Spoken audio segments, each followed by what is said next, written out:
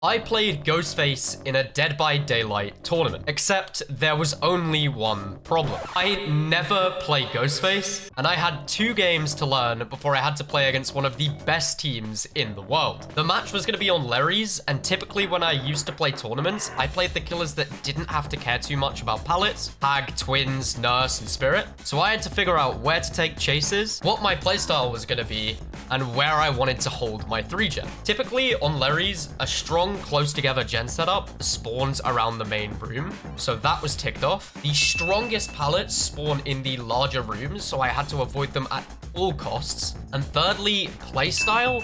GhostFace is a bit of a unique killer. So in my 2 practice games, I had to decide whether I wanted to commit to a chase in the early game, or if I would benefit more from juggling the survivors, pushing them off gens, and getting my stalk up on each survivor. Now this decision may seem obvious, but you have to remember it's one of the best teams in the world. Their communication on where I am is going to be insanely precise, so the lack of a terror radius is nowhere near as effective as you may think. From the 2 practice games, I decided my best option was to juggle, build up the stalk meter, and only hit the survivors when it was completely free to do so. If it wasn't, then I would stalk and hope to build pressure later on in the game.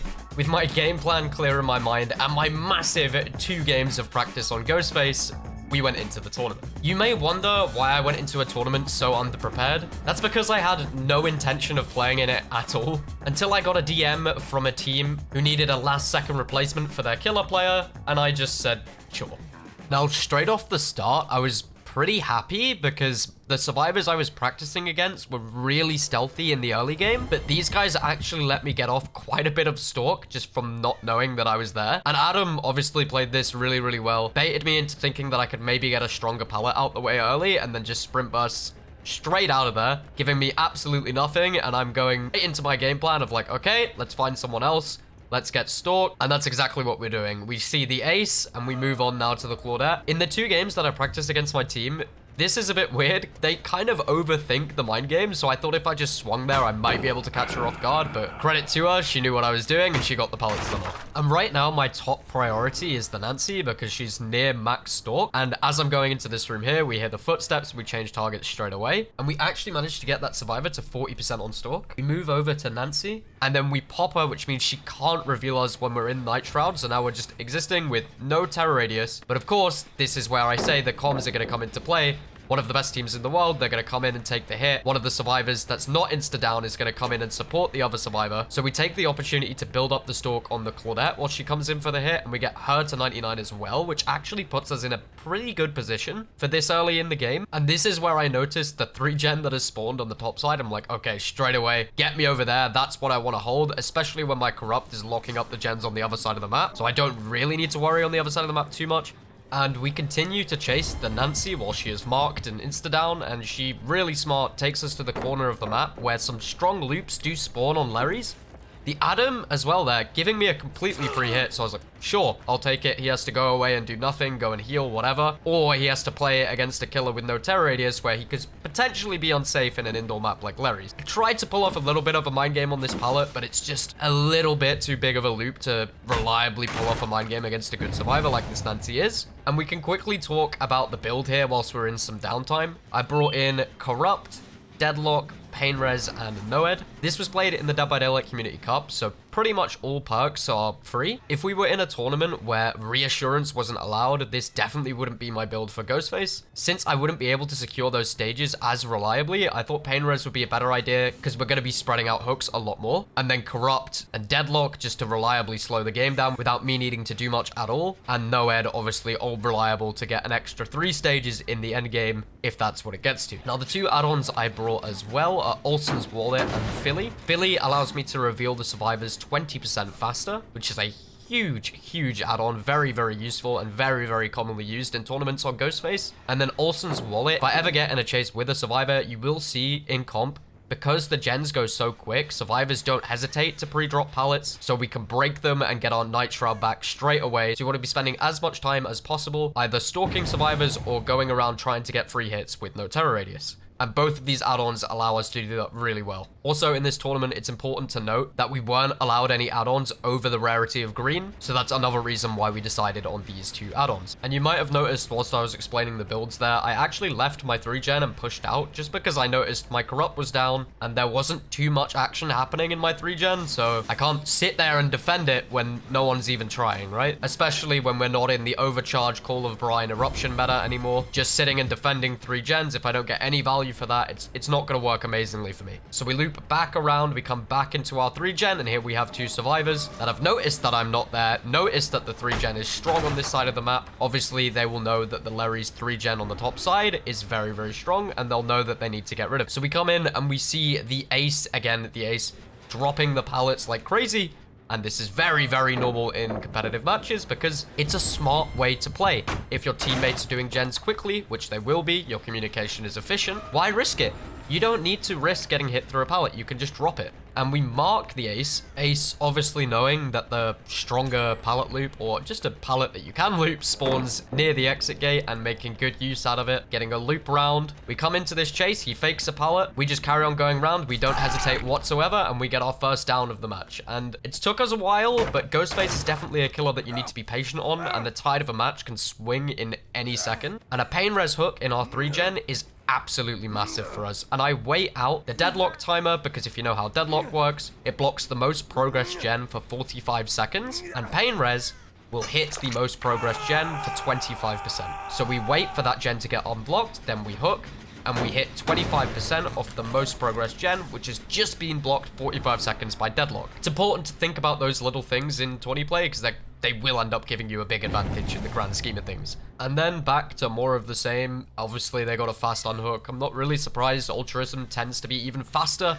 in comp now. And here we catch Claudette just not paying attention, and the killer with no terror radius actually works out for us. No survivors seem to have any idea where we are. We stumble into the Claudette, and this is why we're constantly building up our stalk progress, because we can quickly mark her and just get a free down and another pain res out, knocking one of the gens another 25%. Straight after the hook, we're getting use out of our add-on again, breaking the pallet and just getting our Night Shroud back up. I move a little bit off the hook, just not get revealed by her instantly, and then we actually have a pretty nice spot here by the stairs where we can peek over, stalk, crouch, and we can't be revealed, which allows us to get our stalk up on that survivor, and then we come back into our 3-gen, try and get the progress of these gens down a little bit, and just get a nice little mental check of where they're all at.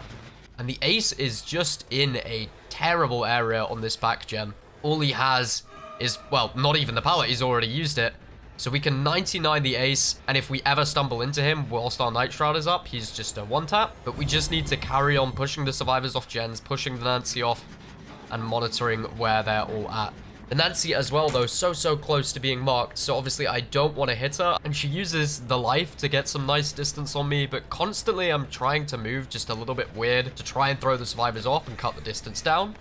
I let her drop the pallet, a very unsafe pallet at that, and then we manage to loop round, go into Night Shroud, mark her, get an insta-down, again, deep into our 3-gen, and another pain res out onto the map. We also break the pallet that she used, getting our Night Shroud back instantly as well, even more add-on value. Another thing to note is you can actually hear right after the hook, the ace screams, or at least I think it was the ace. So that's a little bit of info for me, just going, hey, the ace was on the most progress gen, or there was a survivor working on the most progress gen. So heads up, they're going to be around it. Oh, it's going to pop soon, even though I have knocked 25% off of it already. We loop back round towards the hook, and this is where I see the Adam. And right now I'm thinking one of two things.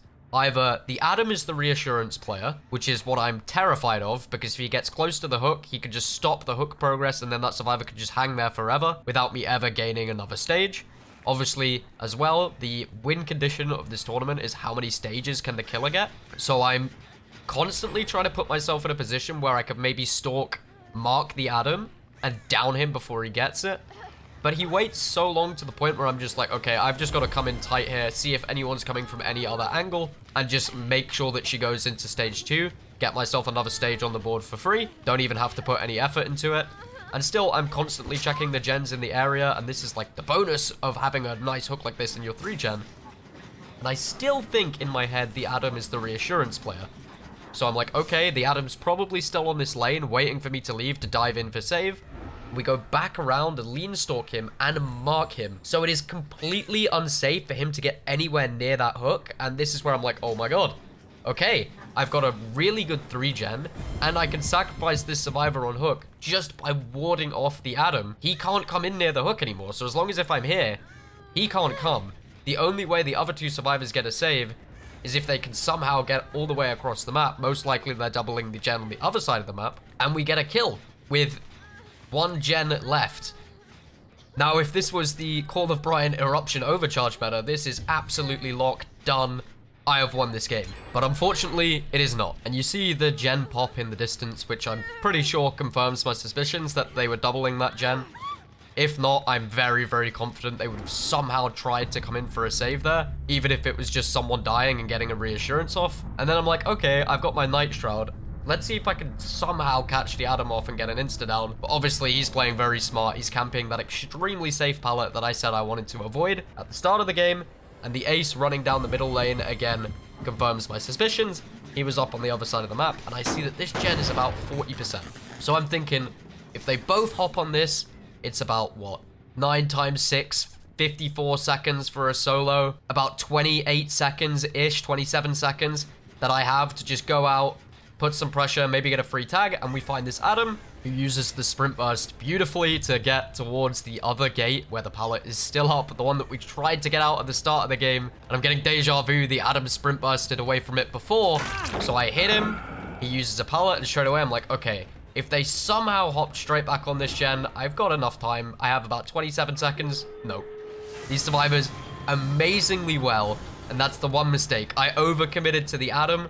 They both hopped on, proved that gen, and got my 3-gen god, just like that. And that's probably a lapse in judgment from me, the 2 survivors coming back down from the other side.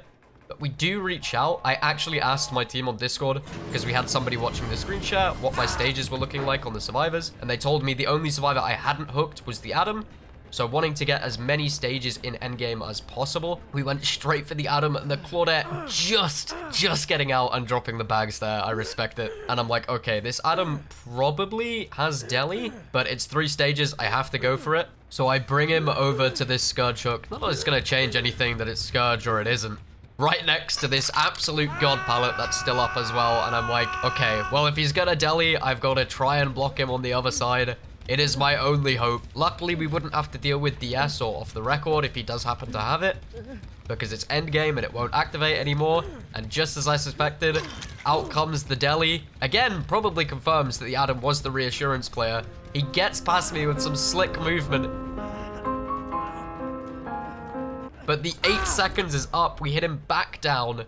Don't need to worry about any DS or any off the record. And that is my first comp game in 2 years, my first ever comp game on GhostFace. And I have probably only played GhostFace total, maybe less than 10 times ever. And I'm pretty happy with that. But GG's to Master, they played really well. And I actually had a lot of fun. I've got a newfound respect for GhostFace after this game. If you did enjoy the video, I put quite a lot of effort into it, so I'd really appreciate any subs, comments, or likes, or anything. I would really appreciate it. And have a wonderful rest of your day.